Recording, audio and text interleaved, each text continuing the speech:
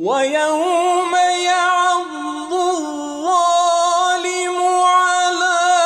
يديه يقول يا ليتني